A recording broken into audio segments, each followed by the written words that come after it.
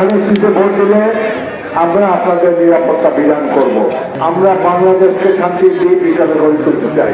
BNP ক্ষমতায় গেলে ইসলামী ভাবধারায় ইসলামের মূলনীতি অনুসারে আমরা বাংলাদেশ নামক রাষ্ট্রকে পরিচালনা করব।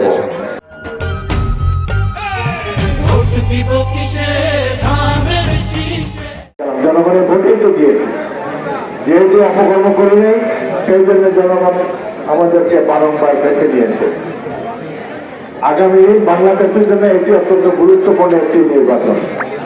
এই দেশের উন্নয়ন নির্ভর করে এই ভোটে আপনারা কাকে ভোট দেবেন।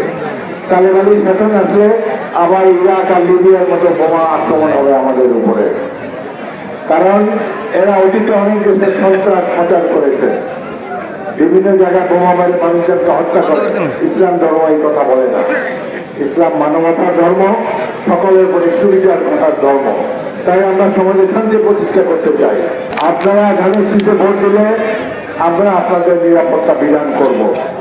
মুসলমান ভাইদেরকে অনুরোধ জানাবো, আমরা সংখ্যাগরিষ্ঠ, সুতরাং হিন্দুরা আমাদের ভাই, আমাদের বোন, তাদের নিরাপত্তা যদি কখনো বিঘ্নিত হয় আমরা গিয়ে বুক আগে তাদেরকে নিরাপত্তা দেবো ইনশাল্লাহ। বিগত 16 বছরে আওয়ামী লীগ এত অপকর্ম করেছে যার জন্য এই দেশে তাদের স্থান নাই, আর অদূর ভবিষ্যতে স্থান হবে বলেও মনে হয় না। সুতরাং আপনারা কোনো ধরনের মিথ্যা প্রচারণায় কান দিবেন না।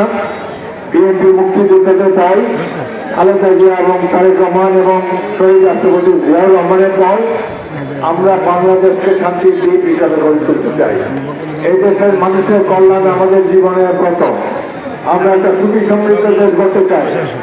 আমাদের নেতা তারেক রহমান বলেছেন, রাসূলুল্লাহ সাল্লাল্লাহু আলাইহি ওয়াসাল্লাম যেভাবে রাষ্ট্র পরিচালনা করেছেন, বিএনপি ক্ষমতায় গেলে ইসলামী ভাবধারায় ইসলামের মূলনীতি অনুসারে আমরা বাংলাদেশ নামক রাষ্ট্রকে পরিচালনা করব।